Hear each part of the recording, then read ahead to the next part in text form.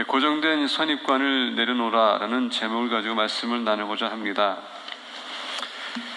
마가복음 6장 1절서부터 6절을 보게 되면 예수님께서 아마 세상적인 관점에서 본다면은 치유사역자로서 치명적인 그런 모습을 보이고 있습니다. 왜냐하면 기적이 별로 없었어요. 온 동네 다녔으면서 주님께서는 이적과 기적을 베풀었음에도 불구하고 그가 고향에 돌아가서는 기적이 별로 없었더라. 아마 치명적인 것입니다. 치명타예요. 아마 유명한 사람이 어디 가서 막 기적이 나타났는데 어디 한 곳에 가서 기적이 하나 나타나면은 그 사람은 능력이 없는 사람으로 소문이 날 것이고 결국은 그의 유명세는 그 순간서부터 이제 하락세를 타는 것을 볼 수가 있습니다. 예수님도 마찬가지로 지금 치욕적인 시간이었습니다. 근데 오늘 본 말씀 보게 되면 그 이유를 우리가 좀 같이 발견하기 원하는데요. 예수께서 거기를 떠나사 고향으로 가시니 제자들도 따르니라. 우리가 5장을 보게 되면 예수님께서는 여러 가지 이적과 기적을 나타냈습니다. 귀신 들린 자를 귀신을 쫓아내면서 제정신이 돌아왔고 아픈 자를 치유했습니다. 이 소문이 주님을 따라다녔어요. 80%의 예수님의 사역이 갈릴리에서 이루어졌다고 했습니다. 그리고 나사렛 동네로 이제 주님께서 들어갑니다. 우리가 예수님께서 제자 부를 때에 특히 나다니엘이 뭐라 했습니까? 과연 나사렛이라는 동네에서 선한 것이 나올 수 있겠느냐라고 했었을 때 벌써 이미 선입견이 나사렛은 선한 것이 나올 수 없다는 얘기입니다. 다시 얘기한다면 예수님께서 자란 동네가 그렇게 좋은 동네가 아니었다는 얘기예요.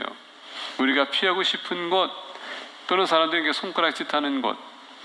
이번에 우리 정진희 집사님께서 통역하시는 정진희 집사님께서 휴가를 받아서 하와이를 가신다고 합니다.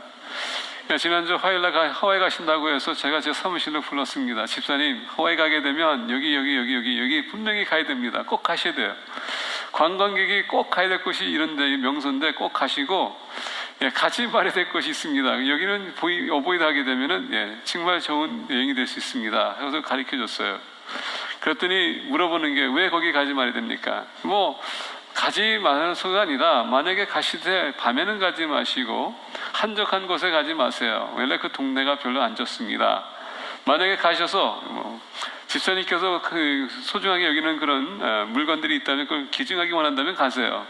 근데 그거 원치 않으면 가지 마세요. 그랬더니 알았습니다. 좋은 정보 감사합니다. 그래서 이제 갔다 오시는데 여기저기 이제 들르고 오실 거고 갔다 와서 이제 어땠는지 저한테 얘기해 주겠다고 합니다. 그렇게 이제 얘기해 놓고서도 제가 이제 고민이 되는 겁니다. 분명히 제가 꼭 가야 된다고 했는데 가가지고서 재미없었거나 아니면 별로 안 좋았거나 그러면 제가 이제 거기에 대해서 이제 많이 이제 좀 기가 아플 텐데 결국 이제 갈 때에 내가 꼭 가지 말라고 한 곳은 우리가 지금 오버해야 돼요. 전에도 말씀드린 것처럼 브라질 가게 되면 우리가 가서는 안 될 지역이 있습니다. 거기 들어가게 되면 문제가 생겨요. 한 가족이 리오의 히오 지역에 마라카낭이라는 운동장이 있습니다. 거기에 남미 특히 브라질의 그 챔피언십 게임이 있어가지고 갔다가 한 가족이 잘못된 동네로 들어서서 거기 있는 동네에서 그냥 총을 쏴가지고 온 가족이 다 죽었다고 합니다. 왜냐하면 그 사람들이 모든 차가 마치 차처럼 비슷했기 때문에 마약 조직들이 경찰들이 들어오는 줄 알고서 그냥 쏴댔다고 합니다. 그래서 온 가족이 다 죽었어요. 들어가서 안 될 지역에 들어가게 되면 큰 문제가 생긴다는 얘기입니다. 바로 나사렛이 그런 동네였었어요. 그래서 나다니엘이 과연 선한 것이 나사렛에서 나올 수 있겠는가라고까지 이렇게 평가했습니다. 오늘 본 말씀 보게 되면 예수님께서는 그곳에서 자라났습니다. 그러다 보니까 별로 안 좋은 이미지, 그리고 오늘 본 말씀 보게 되면 이 예수님께서 그 고향으로 갔었을 때에 그렇게 기적을 나타내지 못했다. 거기에는 선입견이 있었기 때문에 그렇다는 얘기예요. 오늘 본 말씀 보게 되면 1절에 예수께서 거기를 떠나사 고향으로 가시니 제자들도 따르니라. 안식일이 되어 회당에서 가르치시니 많은 사람들이 듣고 놀라 이르되 이 사람이 어디서 이런 것을 얻었느냐? 이 사람이 받은 지혜와 그 손으로 이루어지는 이런 권능이 어찌 됨이냐? 예수님께서는 말씀을 선포할 때마다 능력이 나타났다고 했습니다. 저 같은 사람이 여기 서가지고 말씀 선포하는데 그렇게 예수님 앞에서는 잽도 안 될 거예요. 물론 우리가 여기서 인터넷 보게 되면 뭐 유명한 설교가들이 얼마나 많습니까? 그 사람들도 비하게 되면 저는 뭐 터무니없게 낮은 사람이죠.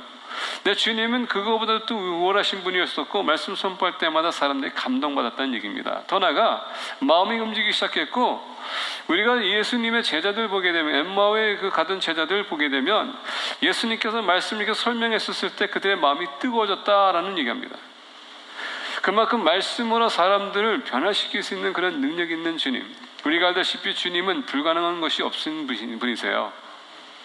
모든 것이 가능하신 주님이 가는 곳마다 말씀을 선포했고 가는 곳마다 말씀을 주님께서 치유사역했고 가는 곳마다 귀신을 쫓아냈고 심지어 죽은 자까지도 살려내시는 주님. 이것을 보는 사람들이 이런 권능이 어찌 됨이냐라고 지금 이 고향에 있는 사람들이 물어보는 겁니다. 어찌 이런 능력이 나타나는가? 근데 오늘 말씀 보니까 쭉 내려가서 거기서는 아무 권능도 행하실 수 없어. 그래서 보니까 6절에 그들이 믿지 않음을 이상히 여기셨더라. 믿지 않았다는 것, 여기에 이제 문제가 생기는 것입니다. 믿지 않았다는 것. 이 선입견이 얼마나 무서운 건지 우리에게 가르쳐주고 있습니다. 오늘 우리가 이 선입견을 내려낼 필요가 있습니다. 아니면 우리도 주님의 역사 가운데 거하지만 그 체험을 못하고 우리가 매일마다 지낼 수도 있어요. 주님의 구원이 우리에게 임했음에도 불구하고 이 선입견 때문에 매일 교회를 나오지만은 그 구원의 삶에 있어서 이 풍성의 삶에 있어서 우리는 매일마다 놓칠 수 있다는 얘기입니다. 오늘 말씀 보면서 이 선입견이 얼마나 무섭냐면 이번에 우리 침례교회 총회에 회선교부의 청자가 좀 바뀌었어요. 젊은 사람이 온다고 합니다. 35살 된 젊은 사람. 데이비드 프렛 목사님도 총재가 돼가지고 그는 40 중반쯤 됐는데 그분이 오셔가지고 많은 변화를 일으켰습니다. 근데 여러분 총재가 됐다고 해서 그렇게 뭐 큰 능력이 있는 것은 아닙니다. 제가 볼 때는 이사들이 그분을 세워서 많은 변화를 가져오기 위한 그 계획 속에서 그를 세웠습니다. 그리고 많은 변화가 왔어요. 이제 나이 드신 분들은 은퇴하게 하시고 젊은 사람들이 들어오게 하시고 이제는 젊은 피들이 움직일 수 있도록 모든 것을 세웠습니다. 근데 이제 데이비드 프렛은 다시 이제 목회로 이제 돌아가시고 이제 젊은 35살 되신 목사님이 이제 총재가 됐다고 합니다. 그러다 보니까 얼마나 많은 파장이 있겠어요.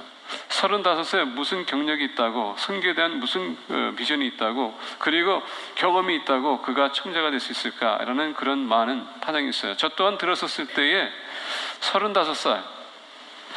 저는 이제 거기에 이제 무슨 선입견이 있었냐? 35살에 본인이 얼마나 선교에 대한 경력이 있기에 그분을 세웠을까? 또 데이비드 프렛처럼 우리 침례교회 새 선교부에 뭔가 이렇게 변화시키기 위해서 또 이 사람을 데려왔구나라는 그런 생각이 들었습니다. 근데 그분은 또 PhD가 있다고 합니다. So what? 이런 젊은 사람이 어떻게 영향을 끼칠 수 있을까? 선입견. 왜? 그래도 좀 경력이 있는 사람이 들어가야지 젊은 사람이 아무것도 모르는데 가가지고 뭘 할 수 있을까? 그러다 보니까 나는 그분 만난 적도 없어요. 대화한 적도 없습니다. 근데 단지 나이가 젊고 그리고 젊었다는 그거와 그리고 데이비드 프렛이 했던 그 사역을 볼 때에 저는 선입견인 거 보니까 그 사람은 지금 쓸 사람이 아니다. 그분이 아무것도 안 했어요. 지금 아직 부임하지도 않았습니다. 근데 벌써 이미 부정적인 생각이 드는 거예요. 이게 얼마나 무서운지 아십니까? 오늘 우리가 사람들 만나기도 전에 누구한테 그 사람에 대해서 열심히 우리가 많은 얘기 정보를 얻습니다. 많은 얘기 들어요. 좋은 얘기가 될 수도 있고 나쁜 얘기가 될 수 있음에도 불구하고 우리는 그게 지금 입력이 되기 시작합니다. 그리고 그 사람 만나는 순간에 벌써 우리 정했어요. 이 사람은 좋은 사람이다, 나쁜 사람이다. 그리고 좋은 사람이 어떻게 됩니까? 좋은 것을 우리가 아무리 나쁜 얘기해도 좋은 사람이라고 우리가 소문들었기 때문에 좋게 받아들여요. 근데 나쁜 선입견이라는 건 뭡니까? 아무리 그 사람이 좋은 얘기해도 내가 그것을 들었는 순간에 나쁘게 본다는 얘기예요. 좋은 게 안 들려요. 이게 무서운 것입니다. 오늘 본 말씀 보게 되면 나사렛 사람들이 예수님을 만났습니다. 여러분 생각해 보세요. 나사렛 천 것이 나올 수 없는데 지금 주님께서 그 동네에서 나와가지고 지금 이 이스라엘 그 지역을 전지고 다니면서 이적과 기적을 나타내고 있으면서 귀신 쫓아내고 있습니다. 말씀 선포하는데 능력이 나타납니다. 이런 사람이 왔을 때, 이런 사람이 우리 고향에서 났다면은 모든 사람들이 들고 일어나야 되고 어떻게 합니까? 기뻐해야 되고, 와, 우리 동네 정말 인자가 났다고 했을 텐데, 요새 뭐 이렇게 한국에 무슨 이렇게 특집 보게 되면 어떤 동네에 무슨 뭐 박사 났다 그러면 뭐 누구누구에서 어떻게 박사 됐다고 이렇게 플랜카드 이렇게 붙여놓더라고요. 그런 것이 있어야 되는데 그게 아니라 지금 오늘 말씀 보니까 3절에 예수를 배척한지라.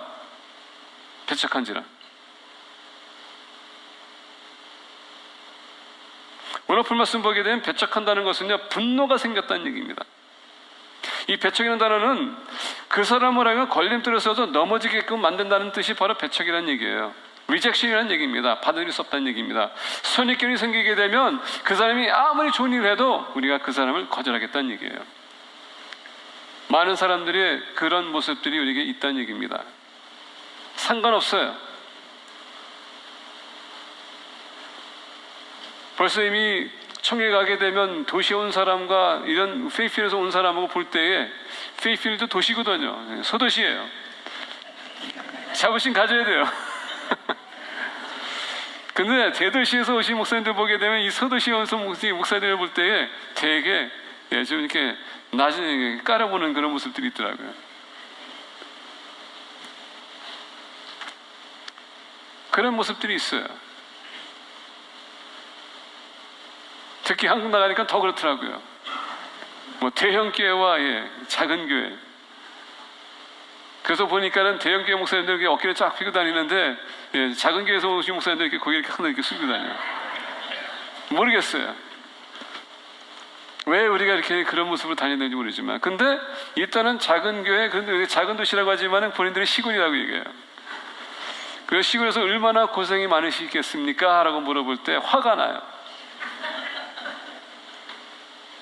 왜 화가 나는가? 벌써 그때의 선입견은 뭡니까? 고정된 선입견은 시골은 힘들고 어렵다, 사람이 없다, 이런 생각하니까. 본인들은 있을 거 다 있다고 생각하고 여기는 없다고 생각하면은, 근데 이제 필리핀에 뭐뭐 있다고 얘기하면요, 그런 것도 있어요, 여기. 그런 것도 있어요? 라는 그 자체도 이상해. 왜 그렇게 얘기해야 돼? 마치 없다고 생각하니까. 그게 선입견이에요. 항상 그 선입견이 우리를 이상하게도 안 좋게 부정적으로 생각하게 만들 때가 많아요. 오늘 그게 이 나사렛 사람들이었습니다. 그래서 이거로 인해서 예수님의 걸림돌을 세우기 위해서 오늘 본 말씀과 배척했다. 자, 오늘 본 말씀 보면서 왜 이들이 이렇게까지 이렇게 생각했는가? 2절은 아주 좋았어요.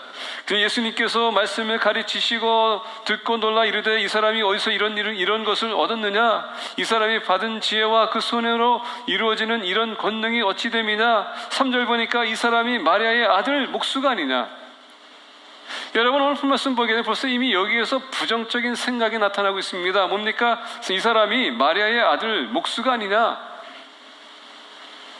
원래 중동에서는 특히 남자들이 우세인 중동, 그리고 족보를 보게 되면 모든 남자 이름이 기재되는데 오늘 말씀 보니까 마리아의 아들. 이건 여러분 벌써 이미 예수님을 깎았다는 얘기예요. 우리가 남미 가게 되면은 무슨 데 예수스라는 이름이 있습니다. 그건 뭡니까? 과부나 또는 남편이 없고 그냥 아기를 낳은 여인을 들고 얘기하는 겁니다. 그건 뭡니까? 남편이 없다는 얘기예요. 특히 그 자녀들을 했을 때 마리아 대 예수 그러면은 마리아가 엄마지만은 지금 대 예수는 아빠가 없어서 그냥 예수님이 이름 붙이고서는 아들이란 얘기예요. 그 뭐냐? 아빠가 없는 엄마의 자식이란 얘기예요. 그 얘기입니다. 평가가 안 좋은 차원에서 얘기하는 거거든요.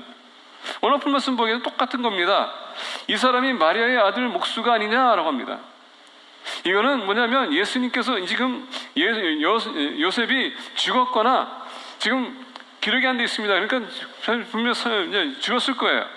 안 계시기 때문에 지금 이 사람들은 지금 예수님께서 어렸을 때부터 이제 요셉이 죽었기 때문에 계속 보면서 예수님은 그 가정의 목수로서 아버지의 그 프로페셔널을 물려받아서 생계를 유지하기 위해서 계속 목수의 역할을 했다는 얘기입니다.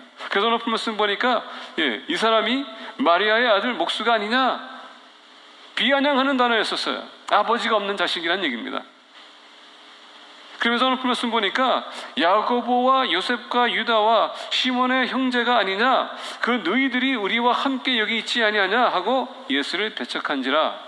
지금 뭐냐면 이 사람이 목수인데, 이때 당시에 목수는요 가장 천하의 낮은 직업이었었어요. 이들 목수라고 했었을 때 물론 테이블이나 의자나 이런 것도 만들 수 있었어요.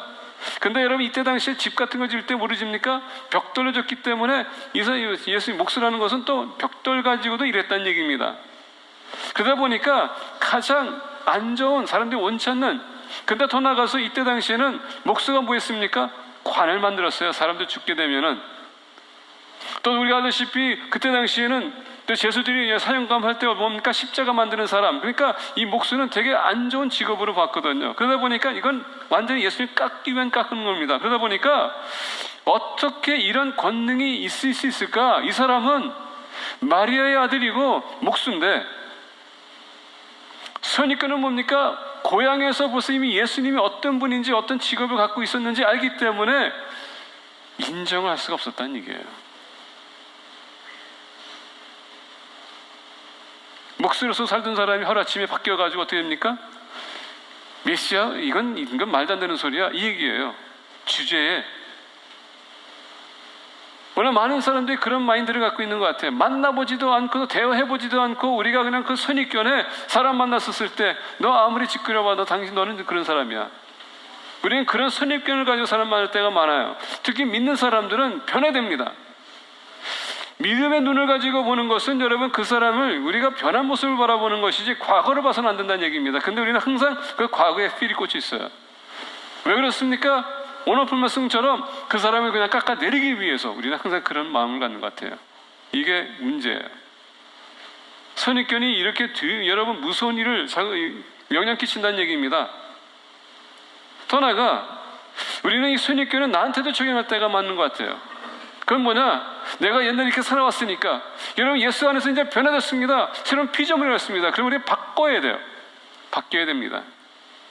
옛날 과거 여러분 이제는 더 이상 이유가 될 수 없습니다. 예수님 안에서는 변화됐기 때문에. 근데 우리는 그것을 가지고 나의 유익을 위해서는 나한테 적용하고 나의 유익을 위해서는 그 사람한테도 적용해요. 이게 문제입니다. 오늘 본 말씀 보니까 이 사람이 마리아의 아들 목수가 아니냐, 야고보와 요셉과 유다와 시몬의 형제가 아니냐, 그 너희들이 우리와 함께 여기 있지 아니하냐 하고 예수를 배척한지라. 걸림돌을 그들이 두기 위해서 지금 주님을 핍박했다는 얘기예요. 너는 그런 존재가 될 수 없어. 우리가 너를 아는데 너는 안 돼. 메시아로 오신 주님, 그들은 주님은 너무 잘 알았다고 생각했는데 그들이 너무 모르고 있었다는 얘기입니다. 오늘 우리가 여러분 선입견 갖게 되면 그 사람 만나지도 않고 우리가 그 사람 너무 잘 안다고 생각할 때가 많아요. 그리고 여러분 그것을 가지고 마치 사실인 것처럼 우리가 고백할 때가 많고요, 그것을 가지고 사람들 매도시킬 때가 많은데, 여러분 특히 믿는 사람들은 그걸 멈춰야 돼요. 과거는 과거, 지금 현재 우리가 바라봐야 되는 겁니다. 예수님을 만나고서 우리가 변한 것을 봐야 되는 것인데 우리가 그러지 못할 때가 많아요.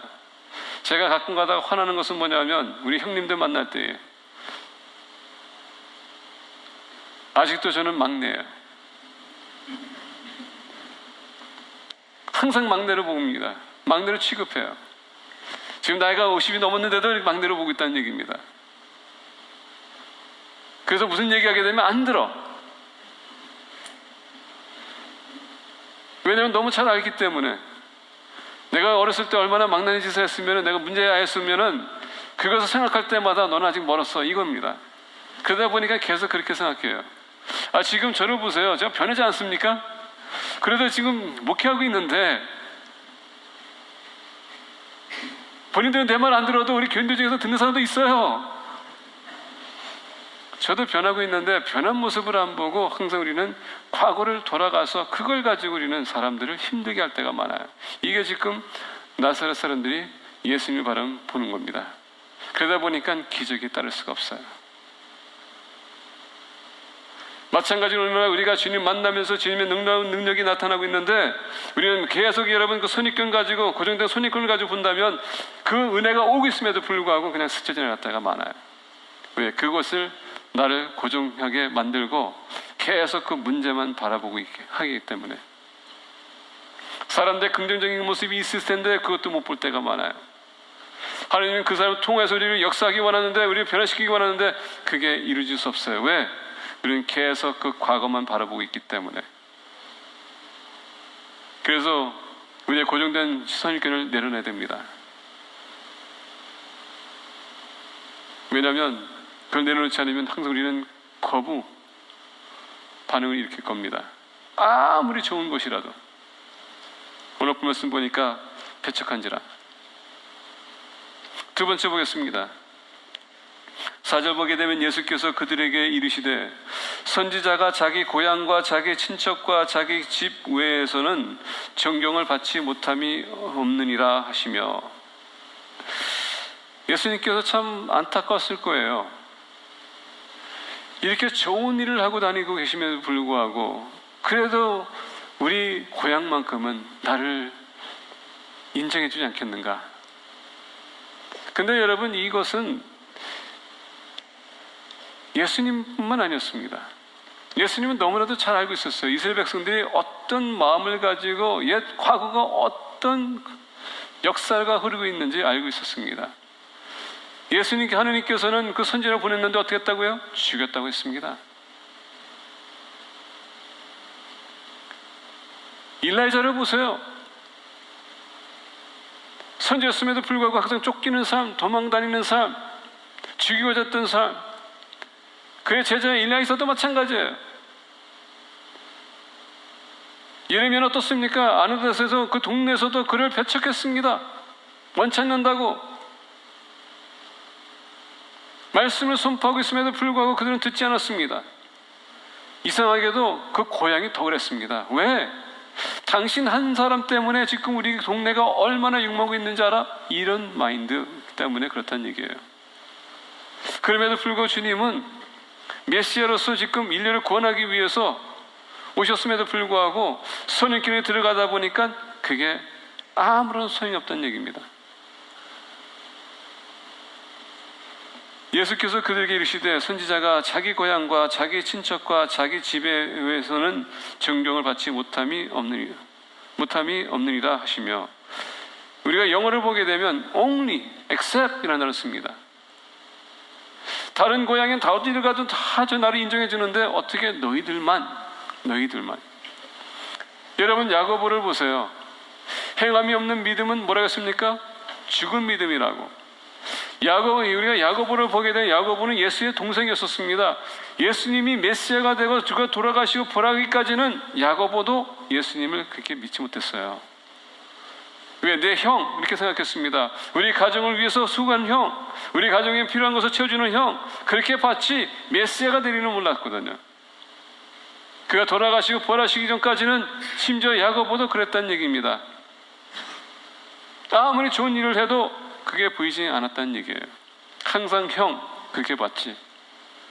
우리의 필요를 채워주는 분 내가 생각했지. 이게 선입견이 사람을 무섭게 하는 겁니다. 존경을 해야 되는데 존경하지 못하는 것. 왜?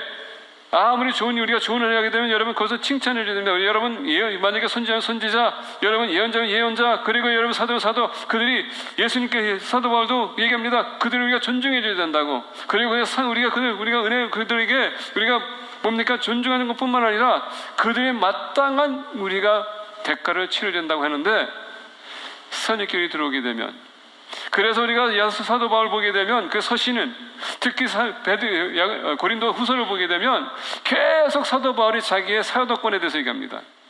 계속 도전받고 있고, 다른 사람들은 계속 사도 바울을 지금 공격하고 있고 사도 바울은 거기에서 지금 해명하고 있어요.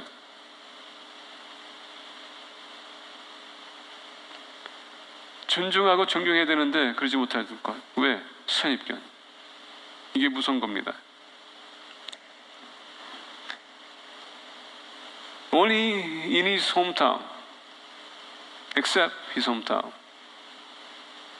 얼마나 무서운지.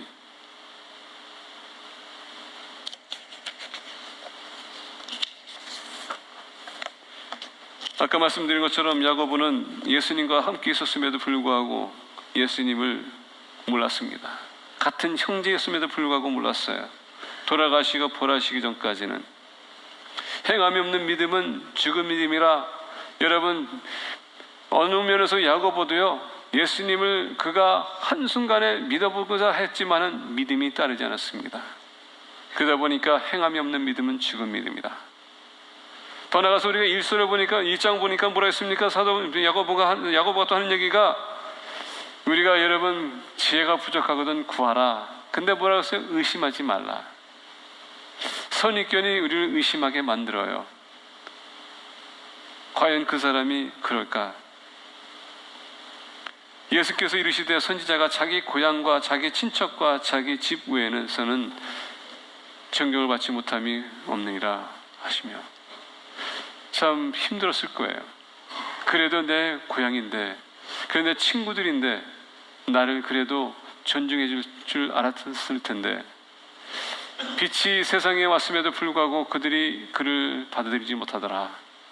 이게 여러분 오늘날 우리의 모습입니다. 믿는 사람도 지금도 마찬가지로 예수님께서 놀랍게 역사할 수 있음에도 불구하고 여러분들이 그분을 의심할 때가 많아요. 그게 언제 증명이 되는가? 말씀을 듣고 내가 해야 되겠다 하고서는 그것을 무시할 때에, 과연 할 때에, 조금이라도 우리가 의심이 온다면, 주춤한다면 벌써 이미 여러분 그 믿음이 거기서 멈추는 겁니다. 세 번째 오늘 본 말씀 보겠습니다. 5절부터 6절입니다. 거기서는 아무 권능도 행하실 수 없어 다만 소수의 병자에게 안수하여 고치실 뿐이었고 그들이 믿지 않음을 이상히 여기셨더라. 하나님은 여러분들의 마음이 움직이지 않는 한 우리를 움직일 수 없습니다. 그래서 십자가 사건에서 인류를 구원하기 위해 세상을 이처럼 사랑했다고 했지만 그것을 받아들이는 사람에게는 해당되지만 받아들이지 않는 사람에게는 그게 해당이 되지 않습니다. 믿음이 없으면 어떻게 할 수가 없어요. 우리가 알다시피 바로 전에 보게 되면 예수님께서 제자들에게 믿음이 적은 자들이요, 예수님이 같이 그들과 배를 타고 가고 있었음에도 불구하고 그들은 예수님을 잊어버리고서 어떻게 합니까? 본인들의 힘을 가지고 모든 걸 하려고 하다 보니까 안 돼요. 그때서 어떻게 했습니까? 주님을 찾았습니다. 주님이 일어나가지고 잠잠하라 했더니 모든 것이 잠잠해졌거든요. 주님을 그 순간에 그들은 주님 바라보면서 놀랐어요. 주님이 돌아서면서 믿음이 적은 자들이요. 여러분, 믿음이 불가능해서 가능으로 만드는 것이 바로 믿음이고요. 우리가 연약할 때 우리가 강하게 만드는 것이 바로 믿음이에요. 문제가 생겼을 때 믿음이 통과하게 하는 것입니다. 믿음이 여러분 하나님의 놀라운 역사를, 기적을 체험하게 하는 것이 바로 믿음이에요. 믿음이 없기 때문에 기적이 따를 수가 없는 것입니다.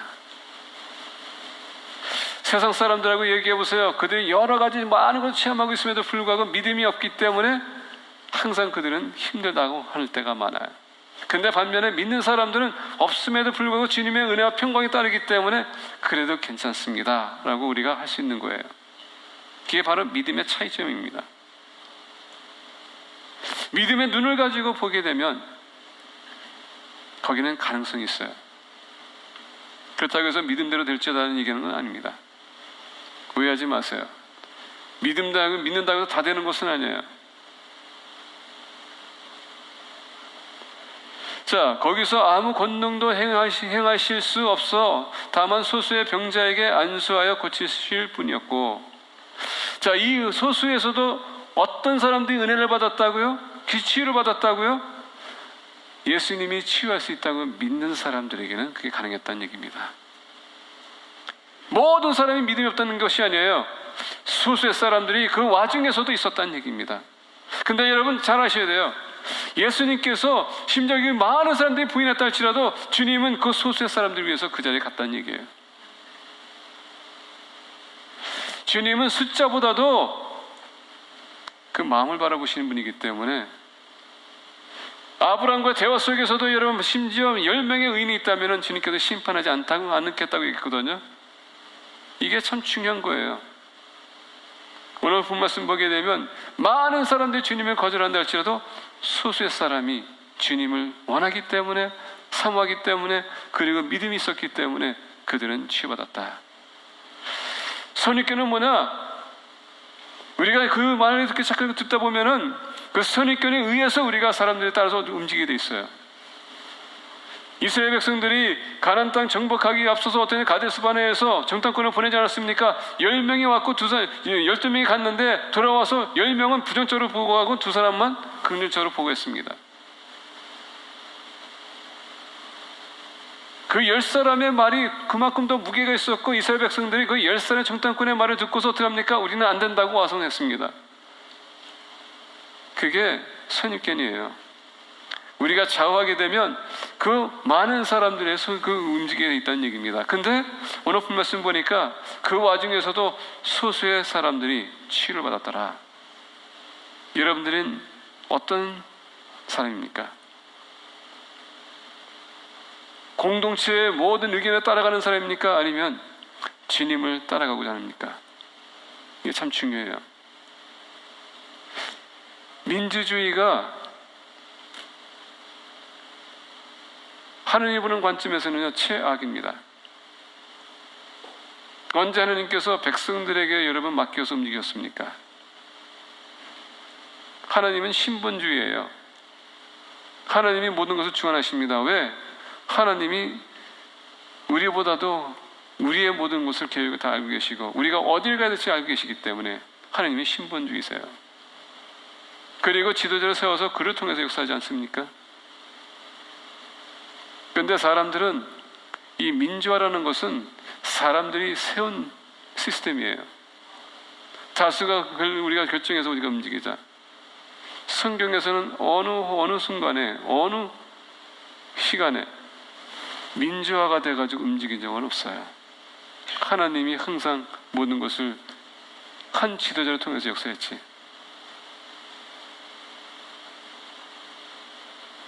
오늘 본 말씀 보니까 소수의 사람들이 치유를 받았더라.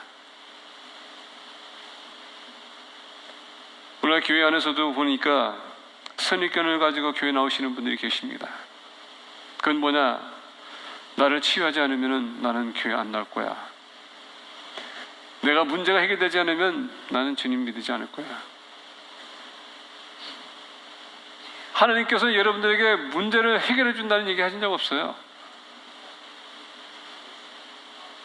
모든 문제를 다 해결해 준다는 얘기 하지 않았고, 모든 사람들 치유받는다는 얘기는 안 했습니다. 모든 사람이 성공한다는 얘기도 안 했어요. 근데 문제가 뭐냐? 나 같은 사람이 지금 그런 말 하다 보니까 사람들이 오해하는 겁니다.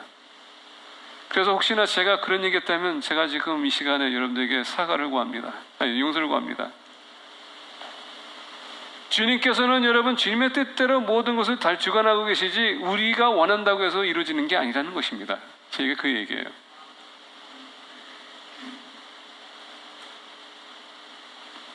육절에 보니까는 그들이 믿지 않음을 이상히 여기셨더라.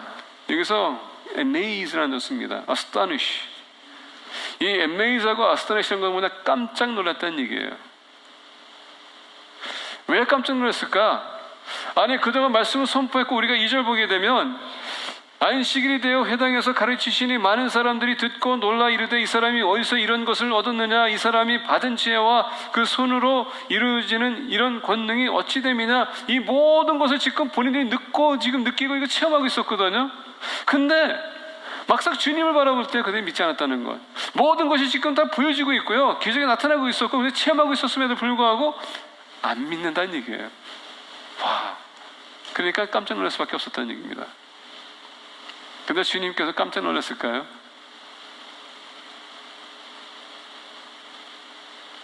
근데 여러분, 주님은 깜짝 놀랄 수밖에 없었어요. 모든 증거가 바로 앞에 있었음에도 불구하고 아마 우리도 그런 일이 있을 거예요. 모든 것을 설명해가지고 동의할 것 같은데 그냥 갑자기 안 할 때는 뭐가 잘못된 거지? 선입견이 우리가 기적을 체험할 수 있음에도 불구하고 그 기적을 막을 때가 많습니다. 믿음이 따라주지 않기 때문에 선입견은요, 우리의 믿음에 큰 방해가 된다는 얘기입니다. 그 말씀을 맺고자 합니다. 6절 보면은 동그라미 이제 거기 써가지고 이제 그게 끝나야 된다고 생각해야 되는데, 어느 누군가가 장과 절을 썼기 때문에 이렇게 그냥 동그라미 거기 들어간 거예요. 우리가 헬라어로 보게 되면 그냥 그런 거 없어요. 그냥 쭉 이어지지. 자, 여기서 이에 모든 촌에 두루다니시며 가르치시더라. 주님은 이런 사건 때문에 주님이 사역을 멈추고 모르냐, 나 이제 안 해. 이제 알아서 해 하고 하는 게 아니라 어떻게 했습니까? 이에 모든 촌을 두루다니시며 주님께서 오신 목적을 그가 위해서 계속 사역을 감당했다는 얘기입니다. 오늘날 우리가 이 선입견이 뭡니까? 내 타진에 안 맞게 되면 쉽게 포기하게 만듭니다. 근데 주님은 그러지 않았어요. 이런 곳에 있을 수 있다면 또 저기 가면 또 다른 일도 있을 것이고, 그래서 거기에 얽매는 것이 아니라 그것을 넘어서서 여러분, 우리는 목표를, 비전을 가지고 살아가야 된다는 얘기입니다. 선입견은 비전을 흐릿하게 하지만 우리가 그것을 내려놓는 순간에 하느님의 비전이 더 뚜렷해져요. 여러분, 인생은 힘든 겁니다. 우리가 사도 베드로의 그 서신을 보게 되면 예수님 맨날 우리가 예수님 영접하는 그 순간서부터 우리의 인생은 고달프다고 했습니다. 나그네 삶이라고 했어요. 당연히 우리가 핍박당할 것을 각오하라고 했습니다. 근데 그런 와중에서 어떻게 합니까? 우리는 계속 복음사에게 힘써야 된다는 얘기예요. 그것이 우리가 해야 될 일이고 그게 우리의 목적입니다. 하나님을 영원하게 하기 위해서. 그래서 이 시간서부터 여러분, 누구의 얘기를 들었을 때에 그 얘기를 듣는 순간서부터 혹시나 선입견이 생길까 기도하시면서 하나님, 제가 중립을 지킬 수 있도록. 그렇다고 해서 무시하라는 얘기는 아니에요. 들으면서 우리가 중립을 지키면서 참고하면서 우리는 앞길을 세워나가야 되는 것입니다. 특히 주님이 있어서는 더욱더 우리는 선입견을 내려놔야 돼요. 그럴 때 진정한 이적과 기적이 따르고요, 힘든 일이 생긴다 할지라도 우리는 비전을 바라볼 수 있는 것이고 우리는 앞으로 전진해 나갈 것입니다. 우리의 목적은 여기가 아닙니다. 바로 하늘나라예요. 거기서 우리가 다 만나기로 결심하면서 힘차게 협력해 나가는 공동체들을 축복합니다. 기도하겠습니다.